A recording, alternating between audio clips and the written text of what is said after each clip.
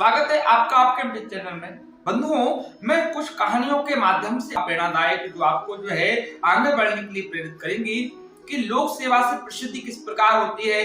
और भी ऐसी मोटिवेशनल वीडियो जो है आप देखने के लिए हमारे चैनल को सब्सक्राइब करें और हमारे इस वीडियो को पूरा जरूर देखें। अगर आपको अच्छी लगे तो लाइक करना, शेयर करना। बहुत पहले संजय नामक एक नवयुवक था। वह हमेशा साधु महात्माओं के दर्शन किया करता था। उसके लिए वह मठों में तथा तीर्थों में भ्रमण करता था। एक बार वह किसी योगी के साथ रहा।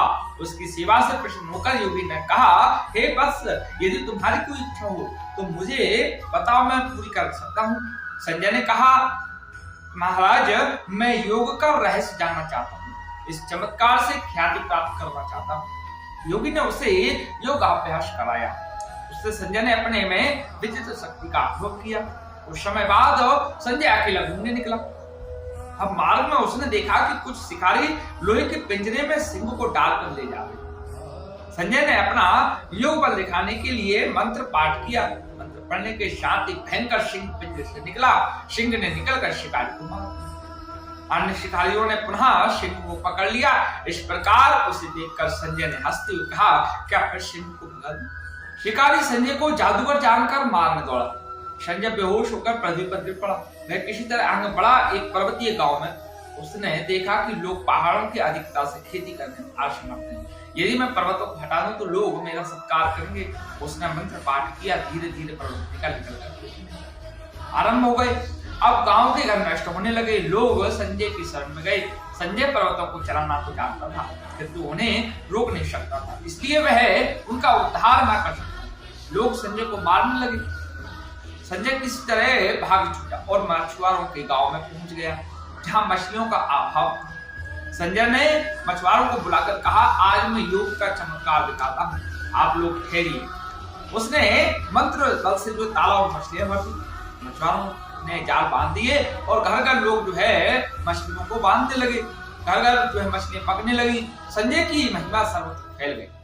यह एक विचित्र संयोग रहा कि मछलियां जहरीली। जिन लोगों ने मछलियां जो खाई वे पहले ही मरनासन हो गए। कुछ लोग मर गए। बचे हुए लोगों ने लाठियों से संजय को मारना शुरू कर दिया। अब उनकी चोट से वह पृथ्वी पर गिर पड़ा। ग्रामीणों ने जो है उसको मरा हुआ मानकर जंगल में गिरा दिया। आधी रात में जब संजय को होश आया, वह चिल्लाया। वह स्वयं उठकर नहीं चल सकता था। उस जंगल में एक साधु रहता था। जब उसकी चित्कार सुनी तो साधु ने संजय को उठाया और अपने आश्रम में लिया। औषधियों से उसकी पीड़ा को शांत किया। प्रातःकाल संजय ने सारी कहानी जो है महात्मा को सुनाई। संजय ने कहा, मैं अलौकिक शक्ति वाला हूँ, किंतु न मेरी प्रतिष्ठा है, न मुझे शांति है। मैं नहीं जानता कि इसका क्या कारण है। महात्मा ने कहा, हे संजय, इसमें तुम्हारा ही दोष है। तू अपनी शक्ति का सदुपयोग करना नहीं जानता। अहंकार युक्त होकर व्यर्थ मिथ्या विज्ञापन और कौतुक प्रदर्शित करते हो। शक्ति का उपयोग तो अहंकार त्याग कर तीनों की सेवा करना है। इससे यश और सुख प्राप्त होता है। कौतुक तो जादूगर करते हैं। संजय का अज्ञान नष्ट हुआ। महात्मा से लोक शिक्षण की शिक्षा पाकर संजय समाज सेवा में लग गया। उसने अपनी शक्ति का सदुपयोग किया। उसके प्रभाव से कुछ समय बाद उसने संसार में कीर्ति प्राप्त की। मित्रों, हमें अहंकार को त्याग देना चाहिए तथा परोपकारी कार्य करते रहना चाहिए। इसी प्रकार की अनेक कहानियां जो है। एक बार एक महात्मा जी सेठ के घर गए। सेठ यानी महात्मा जी को भोजन कराने लगी। सेठ जी उस समय किसी काम से बाजार गए थे। भोजन करते करते महात्मा जी ने स्वाभाविक ही सेठानी से कुछ प्रश्न किए। पहला प्रश्न यह था कि तुम्हारे कितने बच्चे हैं? सेठानी ने उत्तर दिया कि ईश्वर के पास 4 बच्चे हैं। महात्मा जी ने दूसरा प्रश्न किया, तुम्हारा धन कितना है? उत्तर मिला कि महाराज, ईश्वर की अति कृपा है, लोग हमें लखपति कहते हैं। अब महात्मा जी जब भोजन कर चुके तो सेठ जी भी बाजार से वापस आ गए थे। सेठ जी महात्मा जी को विदा करने के लिए साथ चल दिए। महात्मा जी ने मार्ग में जो है वही प्रश्न सेठ जी से किए जो उन्होंने सेठानी से किए थे। पहला प्रश्न था कि तुम्हारे कितने बच्चे हैं, है ना? तो सेठ जी ने कहा, महाराज, ये मेरा एक पुत्र है। महात्मा जी दिल में सोचने लगे, ऐसा लगता है सेठ जी झूठ। इसकी पत्नी तो कहती है कि हमारे 4 बच्चे हैं और हमने स्वयं भी 3-4 बच्चे आते जाते देखे, और यह कहता है कि मेरा एक। महात्मा जी ने फिर दूसरा प्रश्न किया कि सेठ जी तुम्हारा धन कितना है? तो सेठ जी ने उत्तर दिया कि मेरा धन 25,000 रुपया है। महात्मा जी फिर चकित हुए। इसकी सेठानी कहती है कि हमें लखपति कहते हैं लोग, इनके कारखाने में करवा चल रहे हैं और यह कहता है कि मेरा धन 25,000 रुपया।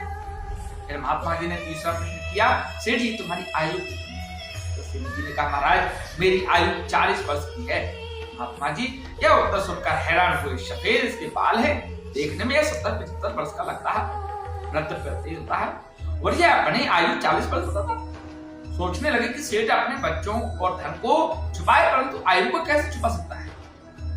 महात्मा जी से रहा ना सके, महात्मा जी रह नहीं सके और बोले, सेठ जी ऐसा लगता है कि तुम झूठ बोल रहे हो।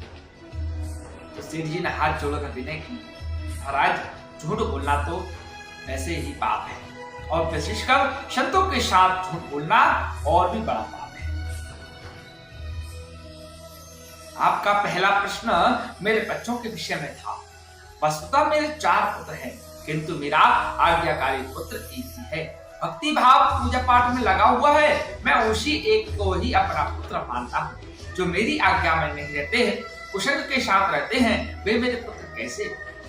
दूसरा प्रश्न आपने किया था कि मेरा धन के विषय में। महाराज मैं उसी को अपना धन समझता हूँ जो परमात्मा की राह में लगे। मैंने जीवन भर 25,000 रुपए परमात्मा की राह में लगाए, वही मेरी असली पूंजी है। जो धन मेरे मरने के बाद मेरे पुत्र बंधु संबंधी ले जावेंगे, वह मेरा क्यों करूंगा? तीसरा प्रश्न आपने मेरी आयु पूछी है। 40 वर्ष पूर्व मेरा मिलाप एक क्षत्रिय जी से हुआ था। उनकी सेवा चरण शरण ग्रहण करके गुरु धारण किया। मैं तब से भजन अभ्यास और साधु सेवा कर रहा हूँ, इसलिए मैं इसी 40 वर्ष की अवधि को ही अपनी आयु समझता हूँ। जब कभी संत सज्जन महापुरुषों के भी संत जन महापुरुषों का मिलाप होता है, उनकी संगति में जाकर मालिक की याद आती है। वास्तव में वही घड़ी सफल है। शेष दिन जीवन के व्यर्थ। कहानियों के दौर में एक कहानी और आती है कि दुआओं की दौलत कैसी होती है। इस कहानी को आप ध्यान से सुनिए। एक बुजुर्ग शिक्षिका भीषण गर्मी के दिन में बस में सवार हुई। वह पैरों के दर्द से बहुत ही बेहाल थी, लेकिन बस में सीट न देखकर जैसे तैसे खड़ी। अभी बस ने कुछ दूरी तय की थी कि एक उम्र दराज और उसने बड़े सम्मान पूर्वक आवाज दी, आ जाइए मैडम, आप यहाँ बैठ जाइए। कहते हुए उसे अपनी सीट पर बैठा दिया। खुद वो गरीब सी औरत बस में खड़ी हो गई। मैडम ने दुआ दी, बहुत बहुत धन्यवाद, सच में मेरी बहुत बुरी हालत थी। ऐसे सुनकर उस गरीब महिला के चेहरे पर एक सुकून भरी मुस्कान फैल गई। कुछ देर बाद शिक्षिका के पास वाली सीट खाली हो गई थी, लेकिन महिला ने एक और महिला को एक छोटे बच्चे के साथ यात्रा कर रही थी और मुश्किल से बच्चे को ले जाने में सक्षम थी, वो सीट दे दी, बिठा दिया। अगले पड़ाव पर बच्चे के साथ महिला भी उतर गई। सीट खाली हो गई, लेकिन नेक दिल महिला ने बैठने का लालच नहीं किया, बल्कि उस में चढ़े एक कमजोर बूढ़े आदमी को बैठा दिया जो अभी अभी बस में चढ़ा था। कुछ देर बाद सीट फिर से खाली हो गई। बस में अब गिनी चुनी सवारियां ही रह गई थी।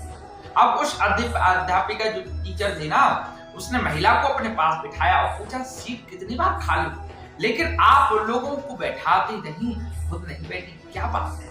तो महिला ने कहा, मैडम मैं एक मजदूर हूँ, मेरे पास इतने पैसे नहीं है कि मैं कुछ दान कर सकूं, अतः पुण्य कमाने के लिए मैं क्या करती हूँ, कहीं रास्ते से पत्थर उठाकर एक तरफ कर देती हूँ, कभी किसी जरूरतमंद को पानी पिला देती हूँ, कभी बस में किसी के लिए सीट छोड़ देती हूँ। फिर जब सामने वाला मुझे दुआएं देता है तो मैं भूल जाती हूँ। दिन भर की थकान दूर हो जाती है। और तो और जब मैं दोपहर में रोटी खाने के लिए बैठती हूँ ना, तो बाहर बेंच पर जो एक पंछी जो चिड़िया जो है पास आती है, बैठकर जाती हैं और उनको रोटी डाल देती हूँ। इनके आगे छोटे छोटे टुकड़े करके जब वे खुशी से चिल्लाते हैं तो उन भगवान के जीवों को देखकर मेरा पेट भर जाता है। पैसा धेला ना सही, सोचती हूँ दुआएं तो मिल ही जाती हैं मुफ्त में, फायदा ही है ना, और हमने लेकर भी क्या जाना है यहाँ से। वह शिक्षिका अवाक रह गई। एक अनपढ़ से दिखने वाली महिला इतना बड़ा पाठ जो पढ़ा गई थी, उसे अगर दुनिया के आधे लोग ऐसी सोच को अपना ले तो धरती स्वर्ग बन जाएगा। अगर आपको कहानी अच्छी लगी है तो हमारी वीडियो को लाइक करें, शेयर करें, कमेंट करें। धन्यवाद।